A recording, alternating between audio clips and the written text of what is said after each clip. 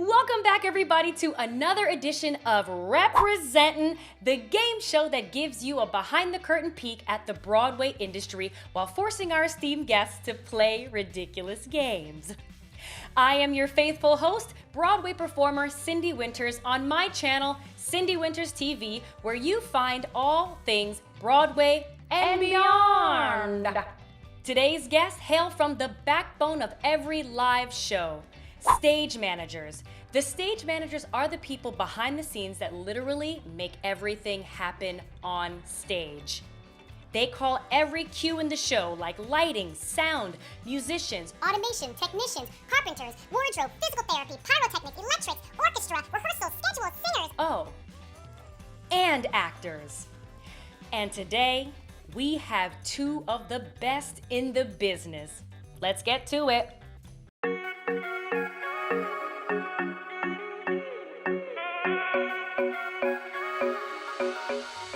I am so excited to introduce my friends Cody Renard Richard and Ron Vodka, both stage managers on Broadway. Hey guys, thanks for being here. Hey. Hi there, how are you? Being stage managers, I can't imagine how many responsibilities you have to make sure the show runs so smoothly. So, in our first game, we're gonna start off with a little juggling contest. Oh, what? Now, you two giants will be playing for two lovely viewers, Kanadi M and Rachel F.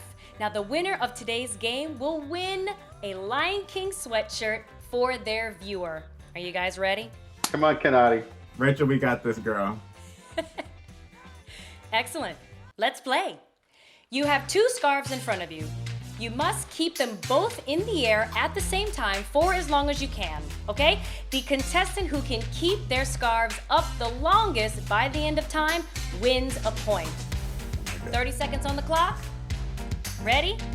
Go. Oh, you're nailing it. Oh, okay. Wait, hold on. Cody's clearly cheating. What do you mean? What hand? Did you drop it? No, but Rachel! Clearly, the two scarves were too easy for the two of you. So many twos. So we're gonna add a third scarf. Time for an upgrade. 30 seconds on the clock. Pray for me, Rachel. Ready? Go! Oh, okay now. All right. okay, I dropped mine. Okay, stop the clock. It looks like Cody wins the first round. Yes! That's Cody Renard Richard, 1 point. All right, my friends, it's time to get down to the nitty-gritty and find out what a stage manager does in the theater. Ron, can you help us out? In general, our job is to make sure that we have all of the resources necessary to accomplish the work of the show. So that could be a performance and making sure we have the actors and the crew. It could be a work call for the crew coming in and working on the scenery. That would mean, all of making sure the security guard is there and making sure the heat is on. And we don't actually do those things, but we manage the people and act as a liaison between the building and those things. So making sure that all of the correct resources are there so that all of the fine people that work on the show can do their work. Coolio. Cody, is there anything you'd like to add to that? I mean, he said it really well. I guess I'll just add that, we are master facilitators. We make sure that everything is running as it should. And on the other side of it, we provide a lot of soft skills, whether that is motivating or cheerleading or, sometimes giving advice. We're kind of that ear sometimes too. Now, I have had the pleasure of working with the both of you, and you guys are very different in your styles, which I love, and both work really well in bringing the best out in a production and their performers. So thank you so much. What made you want to become a stage manager? I started, I just knew that I wanted to be around live performance since I saw Godspell at the Old Globe Theater when I was 6 years old. And I'd just seen the circus and I was like, I like this so much better than the circus. Like, what is this? What are they doing? And I kind of goofed around with children's theater and found that I didn't really like to perform, but I loved to support. And so I found many different ways to do that, including working as a stagehand and working in lighting design, and stage management is sort of like Cody said, one of the ultimate in facilitating and supporting. And so it was really just that, it's the love of the theater that made me want to be a stage manager. Cody, is there anything you'd like to add to that? My high school drama teacher or theater director kind of urged me to look into stage managing. And at the time, I was 17, 16. All I heard from her was that I would be able to be in charge. So I said, absolutely. Little did I know that there was a lot more that went into it at the time. But it was in high school, it was a way for me to interact with everyone and feel like I had a sense of responsibility. And I like that people were looking to me to get things done and looking to me for questions and answers and stuff like that. So that's what sparked my interest. And then it kind of just snowballed from there. I went to college for it and really loved the responsibility of what all comes with it. So Cody, what are some of the differences between stage managing for live theater, opera, and let's say a live televised production? I always tell people that stage managing at the core is the same. We're always looking out for safety. We're always there to help facilitate. We're there to make sure that everyone has the proper information. In television, a stage manager's responsibility is comes in later into the process. Whereas in theater, we're there from the beginning. We're setting up rehearsal. We're doing a lot of things with the director. And a lot of times with television, we come on once we move onto the set. So they've already been rehearsing, and then, our job comes in a little later. Cirque, it's just insane, the level of attention that you have to pay because what the acrobats do. One wrong misstep could end someone's career because their acts are so high intense, So that brings on a whole nother level of care that I guess that you would have to take. And then opera is, is similar to theater. One of the biggest things I noticed is that, we're responsible for cueing, where stage managers are responsible for cueing the singers on stage. And they're called singers, they're not called actors. There's a different hierarchy, the maestro or the conductor is the person who really leads the room and kind of has the final say, so to speak. So it's just a different, way of working, I guess. Ron, what type of education do you need to become a stage manager? I came into it completely mentor trained. So I worked with a stage manager who was also a lighting designer and, went on the road and, he trained me up as an assistant and I just kept working like that. So, and you can do all of the things in between. I think similar to what I think makes people good artists of any kind is, to have as many varied experiences as you can and to be interested and proficient in as many things as you can. I mean, like Cody was saying, of all the different disciplines that he's worked in as a stage manager, he had to add on different skills. But the most important thing is inside of him is he has this intention to care for and to support the project. If you're someone who's academically inclined, and by all means, there's nothing there. It can't hurt you to, as a stage manager, to go to school and get a theater degree and read a bunch of Greek plays. That's never going to hurt you. It's not something that I have in my in my wheelhouse, but I know people who do, and they benefit from it greatly because they're able to interact with directors on that level. So all of those experiences are good. Getting out there and doing it is also a great thing to do as well. And speaking of higher education, Cody, or should I say Professor Richard, on top of juggling so many projects, you're also a teacher at a university? Whoa. Okay, so can you tell the people which schools you've taught at? I was at NYU last fall, and now I'm at Columbia this fall. I know. It sounds so fancy. It is fancy. It is so fancy. Yeah, as of recently, yeah. What's hard for me is that I didn't necessarily love the academic part of school when I was in school. I loved interacting with people. I loved the work. I loved the hands-on part of it. Other academic stuff was not something that I enjoyed. I was good, but I didn't enjoy it. So it's interesting now stepping into a role, having to teach that to someone. So I've been having to find that balance of teaching soft skills, because I think that is what makes me me, and also what I want to empower other people to do, like find their voice and find how to be a leader and you know, all of that stuff. Yeah, we got to go over equity rules, and also we got to teach you how to do blocking, but also, you know, we have to teach you how to be a good person. You know what I mean? Because everybody doesn't have that facility from their parents either. So that's something else, you know, and you don't want to overstep, and it's definitely a balancing act, but I have been enjoying it. It's been a learning curve for me, so that's been good. All right, you two, enough of the chit chat. Let's get back to the competition and put your theater knowledge to the test with some theater trivia. Okay, you gotta win this for your people, y'all. Are you ready? Let's go. For those of you watching, I wanna know your answers, okay? So write them down in the comment section below. You ready? All right, let's go. Wish me luck. Whew. Rachel, I'm nervous, baby. Question 1. Who travels from Allentown, Pennsylvania to New York City to find stardom on 42nd Street? Is it A, Amanda, B, Susie, C, Peggy, or D, Karen? Peggy Sawyer. Boom. 1 point for Cody. What? 1 point for Cody. Philippa Sue starred in which other production before joining the cast of Hamilton? Is it A, Hadestown, B, Dear Evan Hansen, C, Charlie and the Chocolate Factory, or D, Natasha Pierre and the Great Comet of 1812?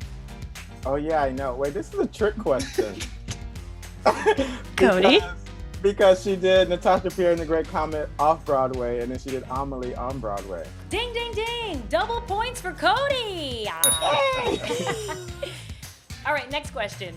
Which show does Ephraim Sykes, Daniel J. Watts, and James Monroe Iglehart have in common? Is it A, Motown the Musical, B, Memphis, C, Hamilton, or D, The Little Mermaid? Memphis. And Hamilton. All right, split points for Cody and Ron. It was a little bit of a trick question because all 3 actors actually share the shows Hamilton and Memphis. So double points for you guys. Wow. All right, next question. Which show was turned down by more than 23 producers before making its Broadway debut? Is it A, Wicked, B, Cats, C, Annie, or D, Chicago? Cody. I mean, I would turn down Cats, so I'm gonna go with I hear you, but unfortunately that is not the correct answer. Ron for the steal. Chicago? Ah, sorry, that's not right. The answer is Annie, y'all. Oh, really? That's such a good show. I know. What's up with that? All right, my friends, let's get a little tally of the score. We have Cody in the lead and Ron with only 2 points. Come on, Ron, you can do it. There's still time for you to take the lead. Oh, sorry, Kanati. I'm facing a legend. What do you want me to say? Rachel, I don't want to get cocky, girl, but I am gonna win this sweatshirt for you. All right, y'all, let's get back to some stage manager questions. What's the most challenging part about being a stage manager? Managing my personal time and self-care with my job. There are times when I succeed and I feel like I can do my job, I can have a social life, I can do all these things. And there are other times when I feel like all I'm doing is work. So that finding that work-life balance is sometimes a struggle. All right. So what is your favorite part about being a stage manager, Ron, besides working with people like me? One thing in my career that I would not trade are the relationships that I've made at the Lion King over that time. So it's a really unique situation, and it would be my favorite thing. Riffing off of what Ron just said, I guess one of my favorite parts about stage managing is cultivating new relationships and meeting new family, and you know, that first rehearsal when you walk in and you meet people and you kind of start figuring people out. I love that. And Cody, we have done quite a few productions together. Let's see, Hamilton, The Lion King, Jesus Christ Superstar, and Freestyle Love Supreme. Oh, and Freestyle Love Supreme. Yeah, whoa, we've done 4 productions together. That's crazy. And Ron, oh my gosh, I have been with The Lion King for so long, I feel like we are just family. Right? There's no getting out of it now. Ron, not only are you a well-respected stage manager on Broadway, but you also have another field of theater that you are pretty amazing in. Lighting? Yeah, so tell us a little bit about how being a lighting designer has affected you as a stage manager. Before I was a stage manager, I was a freelance lighting designer. And when I'm doing the lighting, I am that much more a part of the storytelling, like a decision maker on how the story is being told in a different way. As a stage manager, I can work with almost anyone and defend the production that they've created. As a lighting designer, I have to be on board with the decisions that are made in the group. All of those experiences, the more you can enrich and be an artist of different kinds, is going to inform the way that you do the work as a stage manager. You have to relate to so many artists and artisans and craftspeople and all the soft skills that Cody was talking about, that all of those things can only make you better at being a stage manager. All right, y'all. It's game time again. And everybody, this is the last game. Here are the rules. I will read 3 headlines. 2 of them are false and 1 is true. If you choose the true headline, you get 5 points. Cody, you're up first. A new hot theater critic is hitting the big time at the ripe old age of 6. Theater critic takes critique too far when they join the actors on stage and show them how to truly perform. Renowned theater critic retires and goes back over entire career criticizing their own reviews. Wow. Which one is it? I think it's A. Aha! You are correct, sir. Yes! Wow! 6-year-old Ian Armitage made a name as a theater critic by posting video reviews on YouTube. He parlayed his success into a big part on a TV show, Young Sheldon, on CBS. Now, although that role didn't happen until the tender age of 8, he's fierce. Extra points for those of you watching. Comment in the section below if you can tell me who Ian's real life daddy is and what he does for a living. All right, here we go. Next headline. Community theater group Prop Master fired when decided to use a real snake on stage. A larger-than-life sphinx has been unearthed in California, apparently a leftover prop from a movie. And actors swap out prop wine for real stuff during dinner theater show and fall asleep in the wings drunk. Ron? I'm gonna say B, the Sphinx. Boom! You are correct, sir. Come on! Egyptology. A 300-pound sphinx was unearthed along the central coast of California, apparently there after they filmed Cecil B. DeMille's classic, The 10 Commandments. You guys are having so much fun. I'm so excited! Before we find out our final scores and say goodbye, I have a few more questions for you. What would you say to people who want to get into stage management, Ron? I would say if you're just starting out, then be around as many aspects of the production as you possibly can. You know, be there when volunteer to be there when they're building the scenery or hanging the lights or getting the sound ready. Volunteer to be there for rehearsals. Be the first one to arrive and the last one to leave. Yes. Cody. Ask questions. Never stop learning. Just because you may be out of school does not mean that your education has stopped. Don't be ashamed of the questions that you're asking, because the person that you're asking probably asked the same question at some point along the journey. So yeah, continue to learn and be eager and be a sponge of all the things that are happening around you. Yes, that is excellent advice. Okay, what is the craziest thing that's ever happened to you while stage managing a show? Cody, go.